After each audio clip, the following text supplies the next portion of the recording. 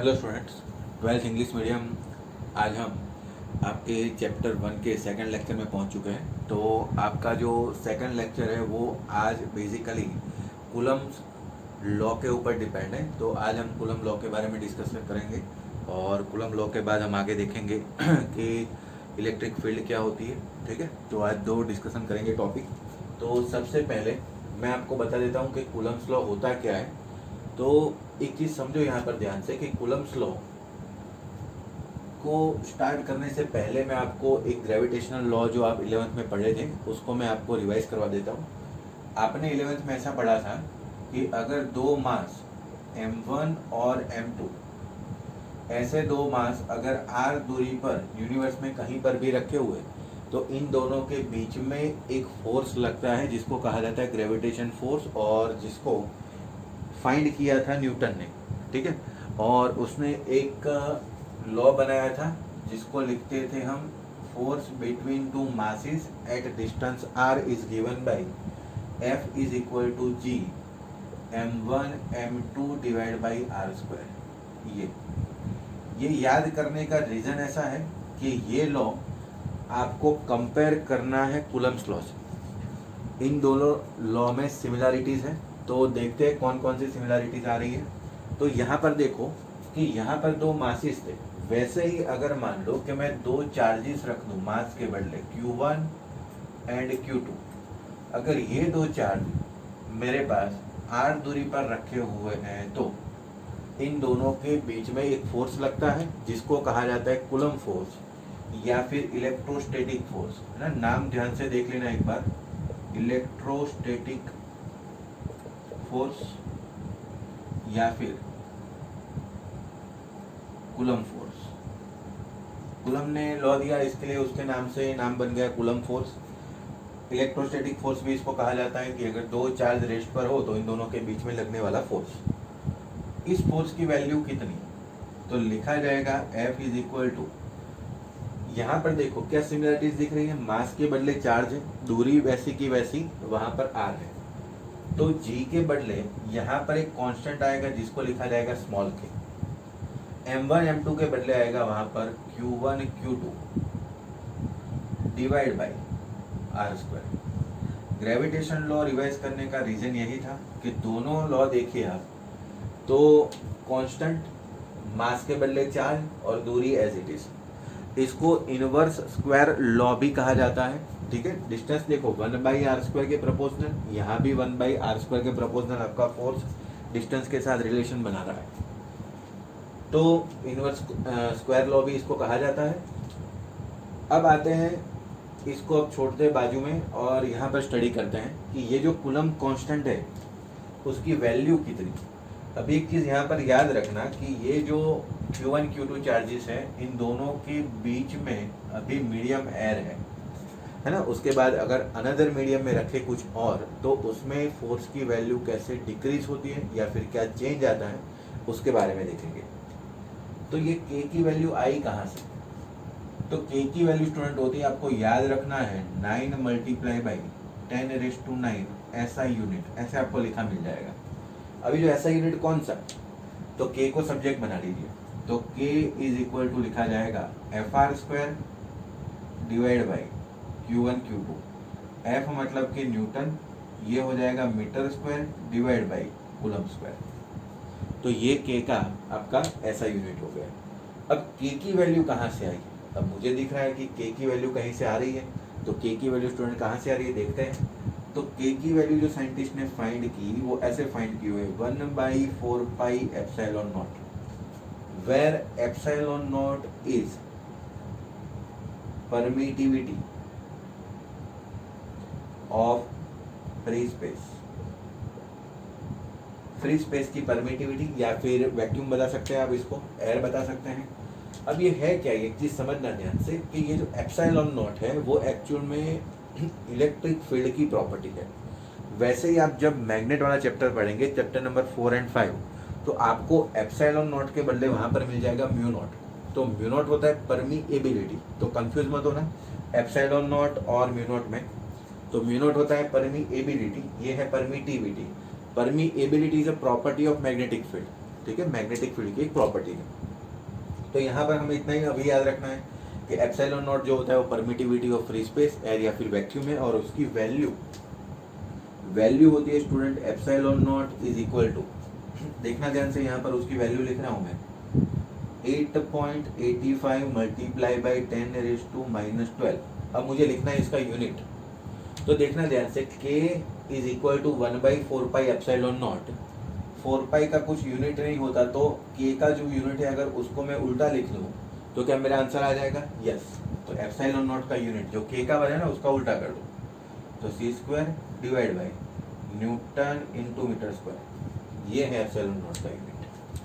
चलिए, अब तो ये सारी बातें हो गई। अब जो एमसीक्यू के लिए हमें तैयार करना है वो है कि आपको दोनों के एमएलटी फॉर्मूलाज बनाने आने चाहिए, डायमेंशन फॉर्मूलाज। चलिए, तो डायमेंशनल फॉर्मूलाज बनाने के स्टार्ट करते हैं। ये हटा देते हैं यहाँ से। देखिए ध्यान से, के का यूनिट क्या है? Newton into metre square c²। चलिए यह बना देते हैं, यही हो जाएगा। एमएलटी फॉर्मूला बनाना स्टार्ट करते हैं।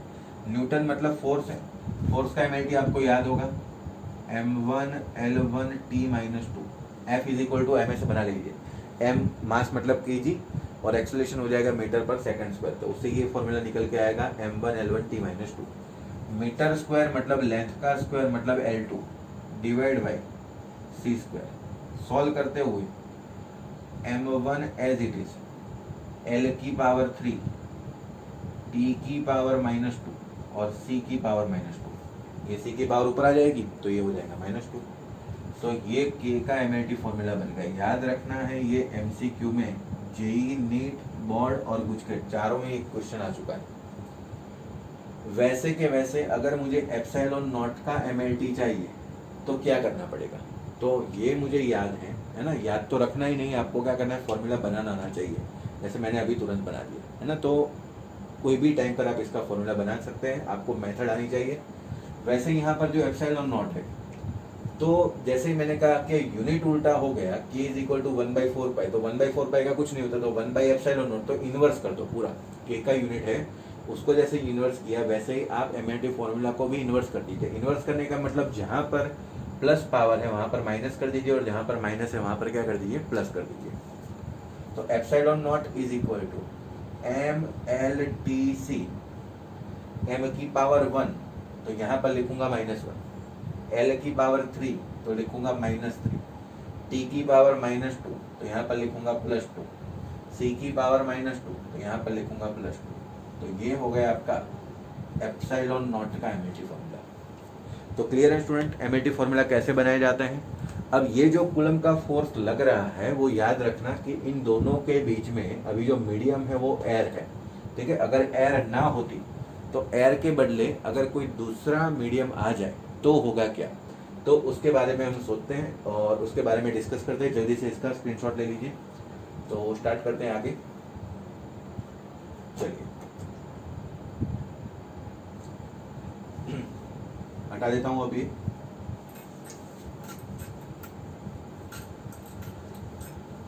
ये जो दो फॉर्मूला हमने यूज किए वो फॉर्मूला कहाँ से, किसके लिए? दोनों चार्ज के बीच में जब एयर हो तब। अगर एयर ना हो और कोई दूसरा मीडियम, कैरोसिन है या ऑयल है या फिर वाटर, ऐसे क्वेश्चन आएंगे। तो देखते हैं तो क्या हो सकता है। देखना ध्यान से यहाँ पर, अगर मान लो कि आपके पास सबसे पहले Q1 Q2 दो चार्जेस, इन दोनों के बीच की दूरी r और इन दोनों के बीच में अभी है एयर। फिर से वही Q1 Q2 चार्ज, इन दोनों के बीच की दूरी r, अब इन दोनों के बीच में कोई मीडियम और चेंज कर लिया। चार्ज वही है, दूरी भी सेम है, लेकिन मीडियम चेंज, वही सिस्टम उठाई और किसी मीडियम में मैंने पुट कर दिया। इन चार्ज दोनों के बीच में लगने वाला force F is equal to k Q1 Q2 by r²। उसमें k की वैल्यू यहाँ पर आप सबको पता है 1/4 एप्सिलॉन नॉट, अभी हमने आगे देखा, तो वो वैल्यू पुट कर देता हूँ। तो 1/4 एप्सिलॉन नॉट के k Q1 Q2 divide by r²। अब यहाँ पर मीडियम है, तो ये जो एप्सिलॉन नॉट जो प्रॉपर्टी है एयर की, वैक्यूम की, है ना, जब एयर हो, वैक्यूम हो, फ्री स्पेस हो तब आंसर आता था। वैसे ही यहाँ पर मीडियम है तो एप्सिलॉन नॉट के बदले वहाँ पर कुछ और आ जाएगा, वो आएगा आपका एप्सिलॉन। तो यहाँ पर लिखा जाएगा F is equal to 1/4 pi epsilon. ये एप्सिलॉन नॉट के बदले वहाँ पर क्या आ गया, epsilon. Q1 Q2 divide by R square. इसको लिखा जाएगा फोर्स इन मीडियम, इसको लिखा जाएगा फोर्स इन एयर। चलिए स्टार्ट करते हैं सॉल्व करना। ये देते हैं इक्वेशन नंबर 1, इसको देते हैं इक्वेशन नंबर 2। मैं इक्वेशन नंबर 1 को 2 से डिवाइड मारता हूँ।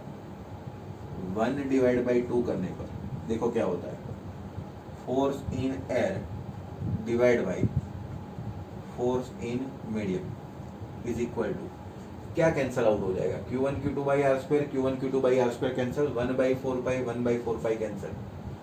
FM नीचे है तो 1 divide by epsilon naught, denominator numerator में चला जाएगा तो epsilon divide by epsilon naught. ऐसा कुछ टर्म मुझे मिल रहा है जिसको कहा जाता है रिलेटिव परमिटिविटी ER, और जिसको दूसरा नाम दिया जाता है डाई इलेक्ट्रिक कांस्टेंट K।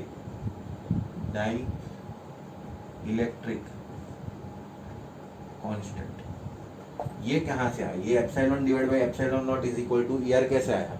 आपने शायद 9th स्टैंडर्ड में रिलेटिव डेंसिटी देखा होगा। तो रिलेटिव डेंसिटी आप कैसे डिनोट करते थे, ऐसे लिखते थे, याद करो, ρr is equal to density of water.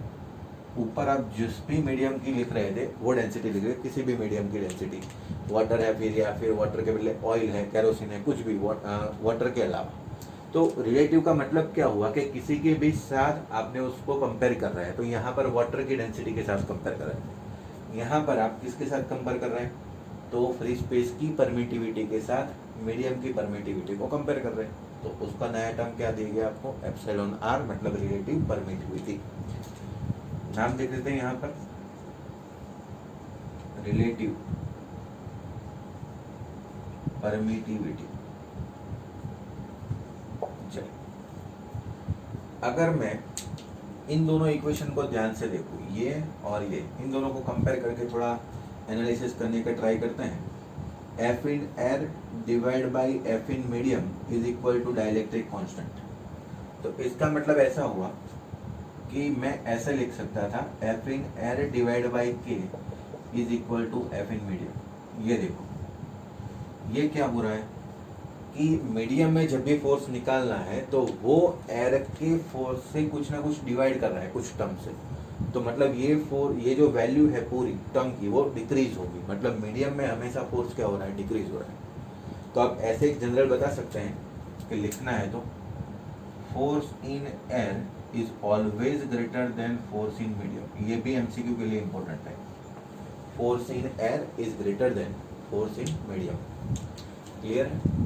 चलिए तो अब इसके ऊपर एक न्यूमेरिकल करते हैं, और सबसे पहले तो स्क्रीनशॉट ले लीजिए, उसके बाद यहाँ पर एक छोटा सा न्यूमेरिकल खत्म कर लेते हैं, है ना। मैं क्वेश्चन बोल देता हूँ, आप लिख लेना सबसे पहले, और उसके बाद मैं यही सॉल्व कर देता हूँ।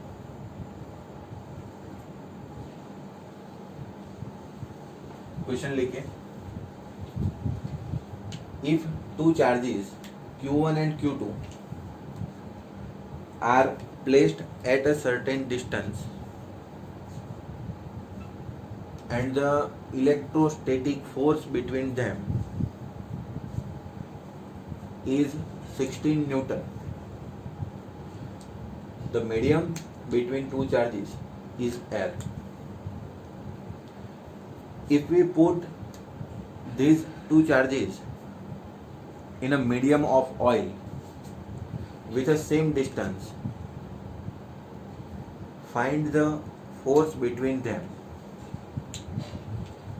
Dielectric constant of a oil या फिर मीडियम इज 2।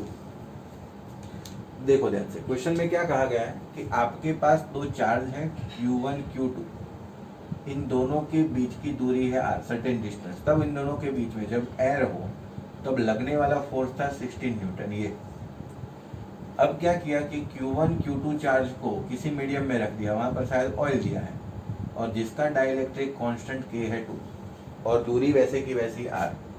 तो अब इन दोनों के बीच में लगने वाला नया फोर्स निकालिए। तो क्या ये फॉर्मूला यूज कर देंगे, force in medium is equal to force in divide by K। तो फोर्स इन एयर देखिए ध्यान से, divide by K dielectric constant, dielectric constant is equal to force in medium. Apply कर दीजिए। तो फोर्स इन एयर कितना है 16 Newton, dielectric constant कितना दिया है 2, तो आपका आंसर आ गया 8 न्यूटन। तो जब भी मीडियम में एंटर होगा तो फोर्स की वैल्यू क्या हो जाएगी, डिक्रीज हो जाएगी, हाफ हो गई। यहाँ पर जितना भी डाइलेक्ट्रिक कांस्टेंट होगा उस नंबर से आपको उसको डिवाइड करना पड़ेगा। तो ये देखो force in air is always greater than force in medium. Yes, समझ में आ गया। तो ये जो एमसीक्यू है आपके एग्जाम के रिलेटेड इंपॉर्टेंट है ना, एमसीक्यू टाइप क्वेश्चन है। ये क्वेश्चन भी आपके गुजकेट में पूछा गया है। तो कुछ भी कोई भी मटेरियल दे देंगे, कोई भी मीडियम दे देंगे और उसका डाइलेक्ट्रिक कांस्टेंट वहाँ पर आपको मिल जाएगा। तो लिख लीजिए जल्दी से, और उसके बाद आगे बढ़ते हैं vector form of Coulomb's law के ऊपर।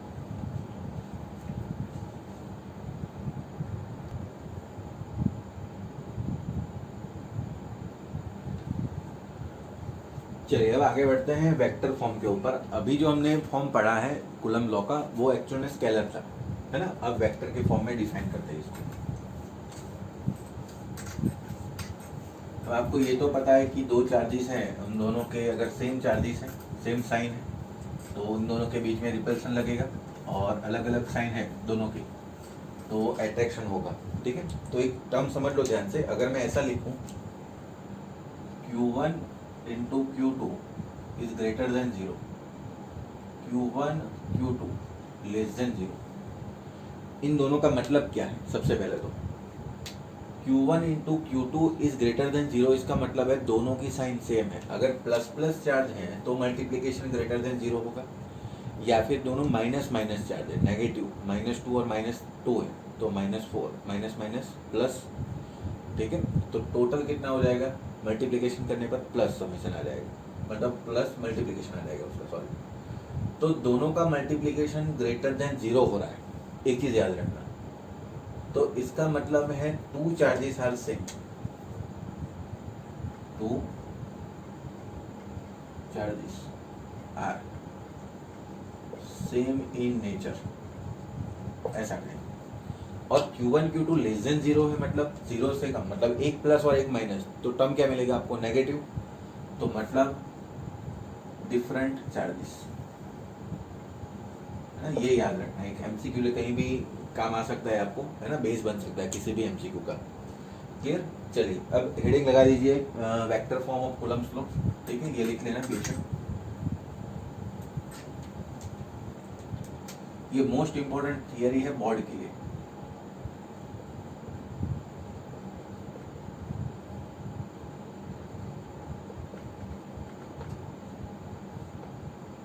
Most important theory for board, most IMP, 3 mark में मैक्सिमम टाइम रिपीट हो चुकी है ये थियरी, तो याद रखना। एक चीज आती थी आपको 11th में, याद कीजिए कि एक चीज थी जिसको कहा जाता था यूनिट वेक्टर। यूनिट वेक्टर क्या होता था, तो यूनिट वेक्टर एक्चुअल में डायरेक्शन डिफाइन करने के लिए यूज होता था। I caret, J caret and K caret. I J K अब सबको याद है कि X Y Z direction define करने के लिए यूज होता था। तो मतलब यूनिट वेक्टर का काम क्या है कि आपको डायरेक्शन दिखानी है तो आपको यूनिट वेक्टर हमेशा लगाना पड़ेगा। और यहाँ पर अगर मैं वेक्टर फॉर्म पढ़ रहा हूँ तो मुझे मैग्नीट्यूड के साथ डायरेक्शन दिखानी पड़ेगी यहाँ पर। तो देखते हैं डायरेक्शन दिखाने का तरीका। सबसे पहले तो यूनिट वेक्टर लिखना सिखा देता हूँ। तो A cap is equal to A vector divide by its own magnitude is defined as unit vector. Vector divide by its own magnitude is defined as unit vector. Vector form of Coulomb's law start करते हैं। Most important theory board के लिए, थोड़ा तैयार कर लेना। देखो ध्यान से, मैं कार्टेशियन सिस्टम बना रहा हूँ यहाँ पर, जिसमें 2 चार्ज रखता हूँ। एक चार्ज है Q1, दूसरा चार्ज है Q2। इन दोनों की पोजीशन ले रहा हूँ, जिसकी पोजीशन है R1, इसकी पोजीशन है R2। अब मैं आपको यहाँ पर ऐसा कह रहा हूँ Q1 Q2 का मल्टीप्लिकेशन ग्रेटर देन 0 है, इसका मतलब दोनों चार्ज सेम है। तो मतलब दोनों चार्ज सेम है तो इन दोनों के बीच में जो फोर्स लगेगा वो लगेगा आपका रिपल्सिव फोर्स। तो अगर इन दोनों के बीच की दूरी अगर नापी जाए तो ये वेक्टर ऐसे बनेगा। R12 वेक्टर, इन दोनों के बीच का पोजीशन वेक्टर का डिफरेंस, इसका पोजीशन वेक्टर R1, इसका पोजीशन वेक्टर R2 और इन दोनों के बीच का पोजीशन वेक्टर का डिफरेंस R12। अब होगा क्या यहाँ पर, ध्यान से देखो कि ये जो Q1 चार्ज है वो Q2 चार्ज पर एक फोर्स लगाएगा, कौन सा, repulsive, along the line joining. एक चीज याद रखना कि जो इलेक्ट्रोस्टैटिक फोर्स है वो हमेशा अलोंग द लाइन ज्वाइनिंग लगता है। ये चार्ज है Q1, ये चार्ज है Q2, तो ये चार्ज Q2 इस पर ऐसे फोर्स लगाएगा, Q1 इस पर ऐसे लगाएगा, अलोंग द लाइन ज्वाइनिंग। मतलब ये जो लाइन ज्वाइन कर रही है दोनों को, ये ऐसे नहीं लगाएगा ये फोर्स, ये इम्पॉसिबल है, ये गलत है, ठीक है। तो याद रखना अलोंग द लाइन ज्वाइनिंग हमेशा फोर्स लगेगा। अब बात आती है कि अलोंग द लाइन ज्वाइनिंग मतलब Q2 पर Q1 फोर्स लगाएगा, किधर, तो मतलब ये रिपेल करेगा इसको इधर, ठीक है। ये अगर ये चार्ज है आपका Q2 तो इसको रिपेल किया इधर, और वैसे ही Q1 को कौन रिपेल करेगा, Q2, वो अलोंग द लाइन ज्वाइनिंग इधर। अगर मुझे लिखना है तो Q2 पर कौन फोर्स लगा रहा है, Q1, तो ऐसे लिखूंगा फोर्स ऑन 2 ड्यू टू 1, ऐसे। और इसके लिए लिखूंगा फोर्स ऑन 1 ड्यू टू 2, पहले के ऊपर दूसरे वाले की वजह से लगने वाला फोर्स। अब मैं क्या करता हूँ कि इन दोनों फोर्स की वैल्यू निकालने का ट्राई करता हूँ और न्यूटन का थर्ड लॉ प्रूफ कर देते हैं यहाँ पर, है ना। जितना फोर्स 1 वाला 2 पर लगाएगा उतना ही 2 वाला 1 पर फोर्स लगाएगा। तो सबसे पहले लिखते हैं वहां पर फोर्स ऑन 1 ड्यू टू 2, पहले के ऊपर दूसरे की चार्ज की वजह से लगने वाला फोर्स, के Q1 Q2 divide bye position कितनी है, R12 मैग्नीट्यूड का स्क्वायर, और पीछे यूनिट वेक्टर लिखना पड़ेगा R12 यूनिट वेक्टर कैप, ठीक है। अब R12 यूनिट वेक्टर क्या होता है, देखना ध्यान से, यहाँ पर बाजू में लिख देता हूँ, R12 cap is equal to vector divide by its magnitude. तो वेक्टर मतलब R1 minus R2 divide by its magnitude, मतलब R1, देखना ध्यान से, मैग्नीट्यूड को मॉड्यूलस में रिप्रेजेंट करेंगे तो R1 माइनस R2, ये मॉड्यूलस में रिप्रेजेंट करेंगे। वैसे ही इसको नाम देते हैं, पहले तो सबसे पहले इक्वेशन नंबर 1 आपको पूरा लिखना है, force on 1 due to 2 is given by this and unit vector R12 is defined as this, okay. आपको पूरा मतलब 3 मार्क के थियरी में ऐसे रिप्रेजेंट करना है पूरी सिचुएशन को। अब करते हैं, force on 2 due to 1 is equal to K Q1 Q2 divide by R21 magnitude का स्क्वायर और R21 का कैप, मतलब ये यूनिट वेक्टर। इसको दे देते हैं इक्वेशन नंबर 2। अब ये जो यूनिट वेक्टर लिखा वो कैसे लिखा जाएगा, R21 cap is equal to R2 minus R1 divide by magnitude में R2 माइनस R1, ये ऐसे। अब देखो ध्यान से, यहाँ पर होता क्या है कि यहाँ से मुझे ऐसा पता चल रहा है कि R12 और R21 नीचे तो मैग्नीट्यूड है, अगर इसमें से मैं नीचे से माइनस कॉमन निकाल दूँ, है ना, देखना ध्यान से, इसमें से अगर मैं माइनस कॉमन निकाल दूँ तो मुझे क्या ऐसा मिल जाएगा कि R12 caret is equal to magnitude negative times R21 caret, सही है। नीचे तो मैग्नीट्यूड है, R1 माइनस R2 लिखो या फिर R2 माइनस R1 लिखो, वो तो सेम रहेगा, लेकिन जैसे ही आप यहाँ से नेगेटिव साइन बाहर निकालेंगे तो ये R2 माइनस R1 का R1 माइनस R2 हो जाएगा, तो मतलब ये दोनों वेक्टर क्या हो जाएंगे, सेम, लेकिन नेगेटिव साइन वहां से बाहर निकल जाएगी यहाँ से एक बार। तो ये लगा देते हैं equation number 3, according to equation 1 2 3, अगर ये दोनों, ये तो सेम ही है, देखो मैग्नीट्यूड का स्क्वायर है, मैग्नीट्यूड का के Q1 Q2 के Q1 Q2, मतलब ये तो सेम है, लेकिन इन दोनों में डिफरेंस आ रहा है, कैसा रिलेशन है, नेगेटिव वाला।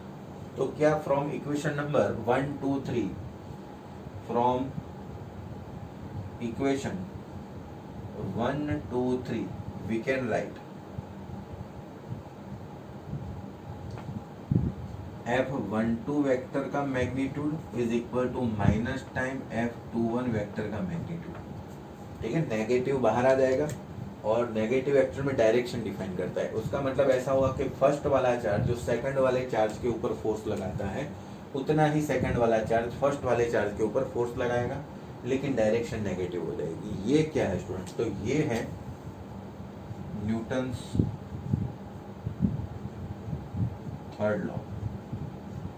Action and reaction pair are same but in opposite direction. ठीक है, तो ये प्रूफ हो गया आपका vector form of Coulomb's law. ठीक है, जल्दी से बना लीजिए। और उसके बाद हम आते हैं इलेक्ट्रिक फील्ड के ऊपर।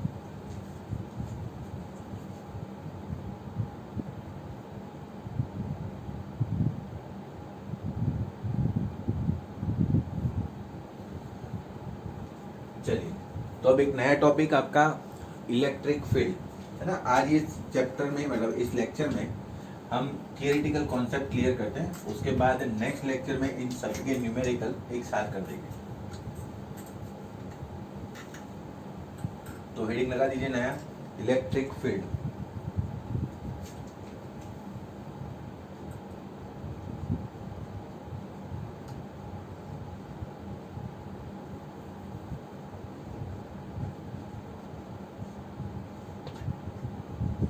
इलेक्ट्रिक फील्ड पढ़ने से पहले मैं आपको एक छोटी सी चीज़ समझा देता हूँ यहाँ पर कि आपके पास अगर कोई मैग्नेट है ना, देखना ध्यान से, अगर आपके पास, तो मैं इसको इलेक्ट्रिक फील्ड के साथ थोड़ा कंपेयर करना चाहूँगा यहाँ पर कि अगर आपके पास कोई मैग्नेट पड़ा हुआ है ऐसे, और north pole and south pole आप सबको पता है, तो उसके सराउंडिंग एरिया में अगर मैं कोई मैटर का टुकड़ा या फिर कोई दूसरा मैग्नेट अगर लेकर जाता हूँ, अगर मान लो कि मैं यहाँ से चालू करता हूँ, ये मान लीजिए कि ये कोई दूसरा मैटर का टुकड़ा है, मान लीजिए ऐसे, तो मैं यहाँ से उसको लेकर जाता हूँ, यहाँ मैंने रखा हुआ है, तो अभी इस मैटर के टुकड़े में कोई फोर्स एक्सपीरियंस नहीं हो रहा है। अब मैं क्या करता हूँ कि धीरे धीरे इसको पास लेकर जाता हूँ। अब ऐसे जैसे ही मैं यहाँ पहुँचा तो मुझे लगा कि एक फोर्स एक्सपीरियंस हो रहा है इन दोनों के बीच में। अब ये मैटर का टुकड़ा है और ये मैग्नेट है, तो दोनों को अट्रैक्ट करेगा, हम सबको पता है, तो कुछ ना कुछ अट्रैक्शन फोर्स मुझे लगा। लेकिन यहाँ से थोड़ा दूर गया तो यहाँ मुझे कुछ नहीं एक्सपीरियंस हुआ, लेकिन जैसे ही यहाँ पर एंटर हो गया, ये लाइन बना, ये पॉइंट, तो वहाँ पर मुझे एक फोर्स एक्सपीरियंस हो रहा है। तो मैं क्या करूँगा कि यहाँ पर एक पॉइंट बना देता हूँ और पूरा एक सर्कल बना देता हूँ, यहाँ से लेकर यहाँ तक, ये ऐसे करके पूरा एक सर्कल ड्रॉ कर देते हैं, ये ऐसे नॉर्मल। तो क्या यहाँ नहीं पर यहाँ पर भी अगर मैं लेकर जाऊँ इस मेटल के टुकड़े को, अगर मैं यहाँ पर भी लेकर जाऊँ तो फोर्स एक्सपीरियंस होगा? यस। अगर थोड़ा और अंदर ले गया तो यस। जैसे ही अंदर ले गया तो एक्सपीरियंस, जो फोर्स हो रहा है उसकी इंटेंसिटी बढ़ती जाएगी। मतलब इस पूरे सर्कल में, पूरे एरिया में कहीं पर भी लेकर जाऊँ तो क्या मुझे फोर्स एक्सपीरियंस होगा? यस। तो area around the magnetic field, सुनना ध्यान से, area around the magnetic field in which another magnet or metal experiences a force, magnetic force, that area is known as magnetic field. Clear है? फिर से बता देता हूँ, the area around magnet in which another magnet or metal experiences a force, that area is known as a magnetic field. ये जो निकालने का तरीका था, अगर अकेला मैग्नेट पड़ा होता तो क्या आप उसको देखकर बता सकते कि उसके सराउंडिंग इतने एरिया में मैग्नेटिक फील्ड लगेगी? नहीं। उसको चेक करने के लिए मुझे कुछ ना कुछ दूसरा मेटल लाना पड़ा या फिर दूसरा मुझे कोई मैग्नेट लाना पड़ेगा। अब ऐसी ही कहानी हम बात कर रहे हैं चार्ज के बारे में, इसी कहानी को हम रिपीट करते हैं। चलिए तो देखते हैं क्या होता है। मेरे पास एक पड़ा हुआ है चार्ज क्यू, ऐसे मान लीजिए कैपिटल क्यू, ऐसे चार्ज मैंने यहाँ पर रख दिया, ठीक है, रेस्ट पोजीशन में। अब इसके सराउंडिंग एरिया में कुछ इलेक्ट्रिक फील्ड होगी कि दूसरा कोई चार्ज अगर आ जाए, है ना, मुझे चेक करना है, तो यहाँ पर मैं कैसे चेक कर पाऊंगा? कोई मैग्नेट लाकर तो नहीं रख सकता, कोई मेटल का टुकड़ा यहाँ पर नहीं काम करेगा, तो यहाँ पर क्या काम करेगा?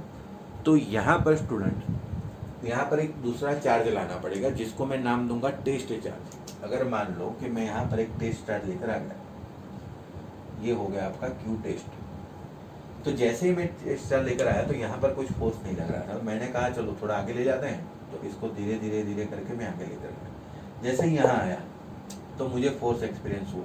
तो जैसे ही मैंने क्यू टेस्ट यहाँ रखा तो मुझे कुछ ना कुछ फोर्स एक्सपीरियंस हुआ। तो मैंने क्या किया, फिर से वो सर्कल बनाया जो आगे ड्रॉ किया था, वैसे ये पूरा ऐसे सर्कल बना दिया। तो अब क्यू टेस्ट चार्ज को मैं कहीं पर भी अंदर ले जाऊं तो मुझे एक फोर्स एक्सपीरियंस होगा। तो इलेक्ट्रिक फील्ड की डेफिनेशन सुनना ध्यान से,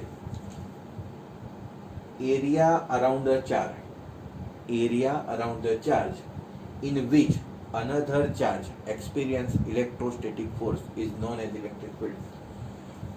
कोई भी एक स्टैटिक चार्ज है, उसके सराउंडिंग एरिया में दूसरा चार्ज लाने पर वो इलेक्ट्रोस्टैटिक फोर्स एक्सपीरियंस करे, उस एरिया को कहा जाता है इलेक्ट्रिक फील्ड। मुझे क्या करना पड़ा कि इसको चेक करने के लिए वहां पर जैसे मैग्नेट या फिर मेटल का टुकड़ा लाते थे, यहाँ पर मुझे टेस्ट चार्ज लाना पड़ा। अब इसका फॉर्मूला देखना ध्यान से कि कैसे बना हुआ है। फॉर्मूला बनाने का तरीका बहुत आसान है, इसका देखना ध्यान से कैसे करते हैं।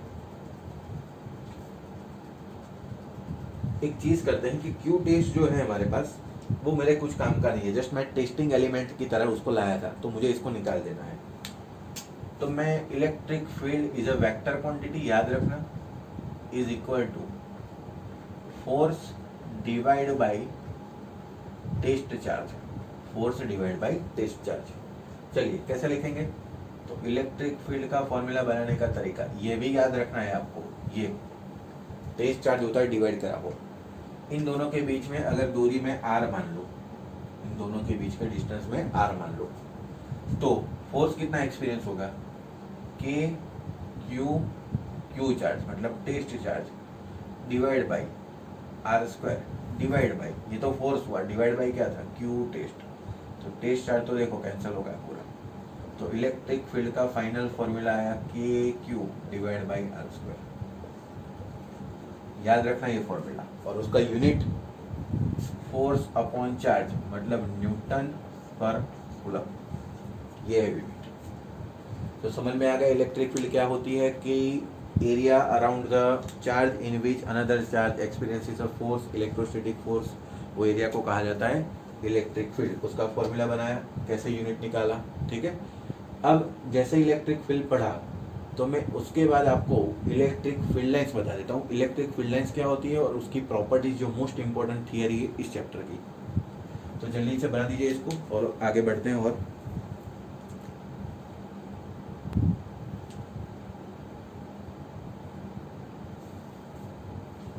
चलिए नेक्स्ट देखते हैं हम इलेक्ट्रिक फील्ड लाइंस क्या होती है। अब एक चीज देखना ध्यान से कि जो इलेक्ट्रिक फील्ड लाइंस है वैसे की वैसी मैग्नेटिक फील्ड लाइंस भी होती है, जो आप 4th एंड 5th चैप्टर में पढ़ेंगे और उसके बाद उसकी भी प्रॉपर्टीज देखेंगे, ठीक है। 5th चैप्टर में आपको दी गई है फील्ड लाइंस की प्रॉपर्टी, वहां पर मैग्नेटिक फील्ड लाइंस की। तो सबसे पहले हेडिंग लगा दीजिए electric field lines, characteristics of electric field lines, है ना, ऐसे लगा दीजिए। अब इलेक्ट्रिक फील्ड लाइंस की कैरेक्टरिस्टिक डिफाइन करने से पहले मैं आपको बता दूं कि इलेक्ट्रिक फील्ड लाइंस होती क्या है। तो आपने 10th स्टैंडर्ड में वो मैग्नेट वाला एक्सपेरिमेंट किया होगा कि आपने एक कार्डबोर्ड लिया था और कार्डबोर्ड के ऊपर मैग्नेट रखा, फिर आयरन का पूरा आप आयरन उसके ऊपर लगाया था सारा, फिर उसके बाद आपने ऐसे टैप किया था। तो मतलब जो भी उसके पार्टिकल्स थे वो एक अलग शेप में, है ना, आयरन के छोटे छोटे पार्टिकल लिए थे, उसको क्रश करने के बाद तो वो जो सारे पार्टिकल्स थे वो एक शेप में जनरेट हो गए, पूरा मतलब ऐसे डिफाइंड शेप में ऐसे सेट हो गए थे। तो वो आपने क्या माना था कि ये इलेक्ट्रिक, इसकी जो मैग्नेटिक फील्ड है वो ऐसी फैली हुई है। तो मैग्नेटिक फील्ड की उसको हमने फील्ड लाइंस मान लिया था वहाँ पर। लेकिन यहाँ पर जो इलेक्ट्रिक फील्ड लाइंस है वो एक्चुअल में वन टाइप ऑफ एजम्पशन है, याद रखना। एक्चुअल में इसका कोई सिग्निफिकेंस नहीं है, ये सारा पार्ट इमेजिनरी पार्ट है, याद रखना एक चीज़, ठीक है। वहाँ पर तो मैं वो प्रूफ मिला था कि कार्डबोर्ड को ऐसे टैप करने पर वो उसके हिसाब से वो सेट हो गया था, लेकिन यहाँ पर ऐसा कोई सिग्निफिकेंस नहीं है। तो साइंटिस्ट ने क्या किया है कि यहाँ पर पूरा मतलब एक बना लिया है डेरिवेशन टाइप की, ऐसे बस आपको याद रख लेना है कि ऐसी ऐसी होगी, हमें इमेजिनरी पार्ट ऐसे तैयार कर लिया है, ठीक है। इसका कोई मतलब प्रूफ नहीं है वहाँ पर। चलिए, तो सबसे पहली प्रॉपर्टी इलेक्ट्रिक फील्ड लाइंस की प्रॉपर्टीज पूछे या फिर characteristics of electric field lines पूछे। पॉजिटिव चार्ज की इलेक्ट्रिक फील्ड लाइंस, है ना, थोड़ी बड़ी बना देते हैं। पॉजिटिव और नेगेटिव। पॉजिटिव चार्ज की इलेक्ट्रिक फील्ड लाइंस वो रेडियली आउटवर्ड डायरेक्शन, याद रखना ऑलवेज रेडियली आउटवर्ड डायरेक्शन। आपको ये पूरा वर्ड लिखना है, पूरा सेंटेंस लिखना है और हर एक कैरेक्टरिस्टिक्स में आपको फिगर बनानी, याद रखना। ये हो गई रेडियली आउटवर्ड डायरेक्शन। और जैसे ही दूर जाएंगे तो ये जो लाइन है छोटी करते जाएंगे, क्योंकि होता क्या है कि जैसे दूर जाएंगे वैसे ही आपकी इलेक्ट्रिक फील्ड की इंटेंसिटी कम होती जाएगी। आप सबको पता है कि मैग्नेटिक फील्ड में भी वैसा ही होता है, वैसे यहाँ पर सेम होता है। तो for positive charge electric field lines are radially outward direction, याद रखना है। वैसे ही फॉर नेगेटिव चार्ज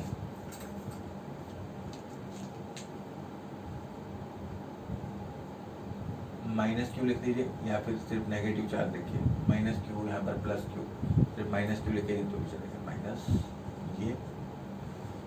अब जैसे यहाँ पर पॉजिटिव चार्ज में आउटवर्ड डायरेक्शन थी, वैसे ही यहाँ पर नेगेटिव चार्ज में इनवर्ड डायरेक्शन आएगी, लेकिन रेडियली होगी यहाँ से।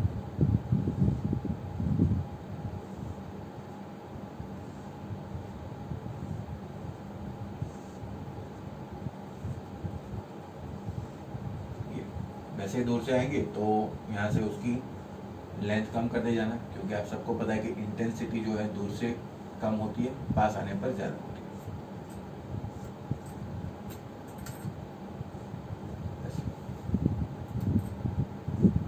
क्लियर?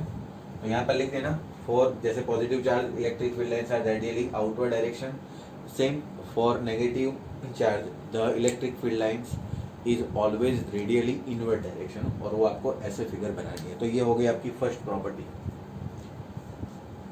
अब आते हैं सेकंड प्रॉपर्टी को 6-7 प्रॉपर्टी है। आपको अगर 3 मार्क में पूछा जाए तो सभी प्रॉपर्टीज लिखनी है और उसके साथ उसकी फिगर बनानी है। प्रॉपर्टी नंबर 2, एक चीज याद रखना कि अगर ये फील्ड लाइंस ऐसी है, देखना ध्यान से, अगर मेरे पास ये इलेक्ट्रिक फील्ड लाइंस ऐसे जा रही है और जैसे ये फील्ड लाइंस यहाँ से ऐसे गई, तो अगर मुझे इस पॉइंट पर रैंडमली मैं कोई पॉइंट सिलेक्ट कर रहा हूँ P, तो ये रैंडमली सिलेक्ट किया गया हुआ पॉइंट P के ऊपर इलेक्ट्रिक फील्ड की डायरेक्शन कौन सी होगी? ये जो थी तो वो तो क्या थी, इलेक्ट्रिक फील्ड लाइंस है, लेकिन ये जो रैंडमली पॉइंट P सिलेक्ट किया उसके ऊपर आपकी फील्ड की डायरेक्शन कौन सी होगी? तो आपको उस पॉइंट P के ऊपर एक बनाना है टेंजेंट, ये तो टेंजेंट बनाओगे तो यही टेंजेंट आपको डायरेक्शन डिफाइन करेगा, डायरेक्शन ऑफ इलेक्ट्रिक फील्ड। ठीक है, तो ये प्रॉपर्टी कैसे लिखनी है? तो प्रॉपर्टी लिखते हैं इसकी, on a electric field line at any point, on a electric field lines eight any point, मैंने यहाँ पर रैंडमली कौन सा पॉइंट लिया, P, tangent gives the direction of electric field. ठीक है, और आपको एक चीज याद होगी कि किसी भी एक पॉइंट पर मैथमेटिक्स में एक ही टेंजेंट पॉसिबल होता है ना, 10th स्टैंडर्ड में आपने पढ़ा होगा ये। तो एक पॉइंट के ऊपर 2 टेंजेंट कभी भी पॉसिबल नहीं होते, याद रखना है। इसका यूज आगे और एक प्रॉपर्टी में हम करने वाले हैं। तो ये हो गई आपकी सेकंड प्रॉपर्टी। उसके बाद आते हैं third property.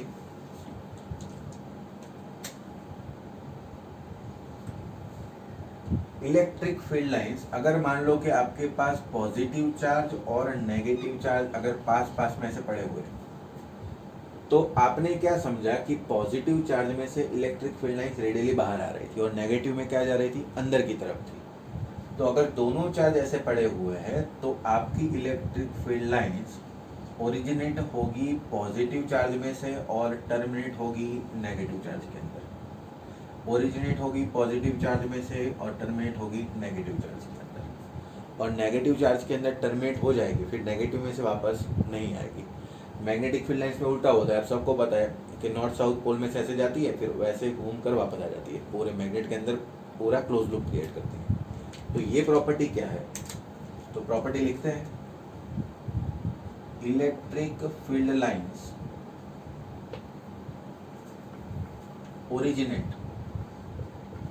originates from positive charge and terminate into negative charge. Okay, positive charge में से निकलेगी एंड नेगेटिव चार्ज में टर्मिनेट होगी। एंड लास्ट में लिखना कि electric field lines never forms a close loop कभी क्रिएट नहीं करेगी। जैसे पॉजिटिव में से निकली, नेगेटिव में टर्मिनेट हो गई, बात खत्म, फिर नेगेटिव से आगे नहीं जाएगी। तो एक ही प्रॉपर्टी में दोनों मतलब मेंशन कर देना, ठीक है। चलिए उसके बाद आते हैं प्रॉपर्टीज नंबर 4।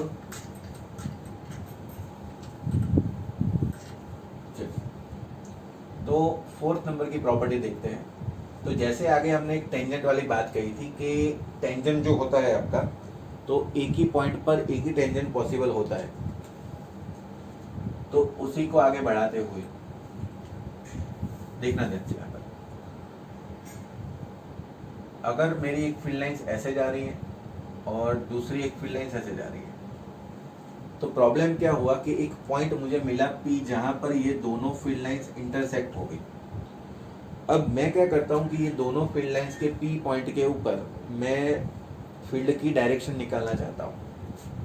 तो यहाँ से अगर मैं निकालना चाहूँ तो एक टेंजेंट यहाँ से बनेगा ऐसे, और एक टेंजेंट यहाँ से बनेगा ऐसे। तो मैथमेटिकली ये तो इम्पॉसिबल है कि एक ही पॉइंट पर दो टेंजेंट बन गए। जैसे हमने आगे सोचा था कि एक पॉइंट पर कि दो टेंजेंट पॉसिबल नहीं होते, तो इसका मतलब ऐसा हुआ कि two electric field lines never intersect each other, एक दूसरे को कभी इंटरसेक्ट नहीं करेंगे। इसका रीजन क्या है कि इफ, आगे लिख देना आप अपने शब्दों में, if two electric field lines intersect at any point, then at that point there is a two tangent which is mathematically impossible. Okay, जहां पर दोनों लाइन इंटरसेक्ट होती है उस पर अगर टेंजेंट बनाए थे तो दो बन जाएंगे यहाँ पर, तो which is not possible in maths, ठीक है। मैथमेटिकली वो हम गलत है। तो तभी हम लिख आ रहे हैं कि two electric field lines never intersect each other, ठीक है, कभी भी एक दूसरे को कट नहीं करेगी।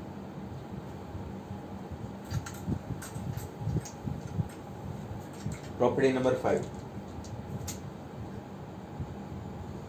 अगर मैं आपको बताऊं कि कोई ऐसे फिगर बना रहा हूं, ये है फील्ड लाइंस, ऐसे 3 पॉइंट ले रहा हूं रैंडमली, P Q R, ये P Q R।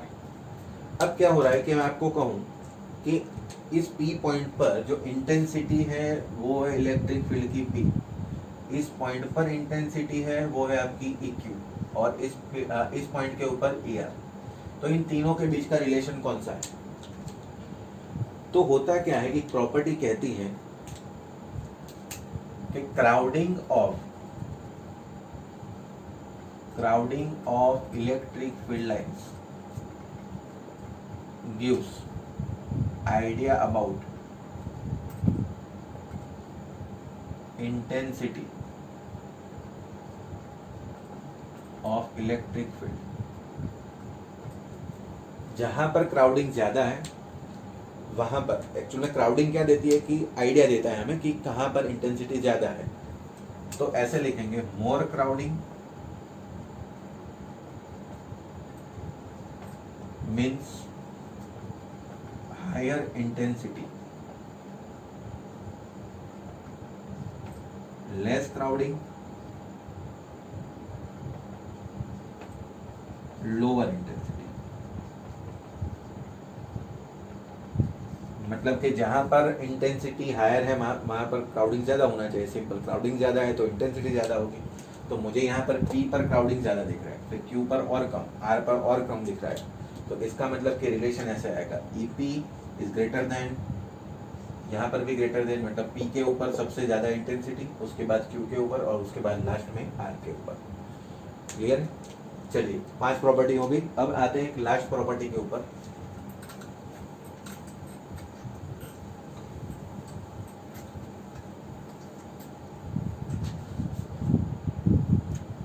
Property number 6, अगर मुझे यूनिफॉर्म इलेक्ट्रिक फील्ड लाइंस दिखानी है, यूनिफॉर्म इलेक्ट्रिक फील्ड, अगर मैं आपको कहूं कि मेरे पास यूनिफॉर्म इलेक्ट्रिक फील्ड है तो उसको दिखाने का तरीका क्या है?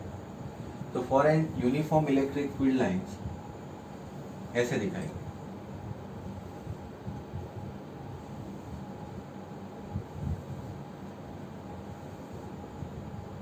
ये है,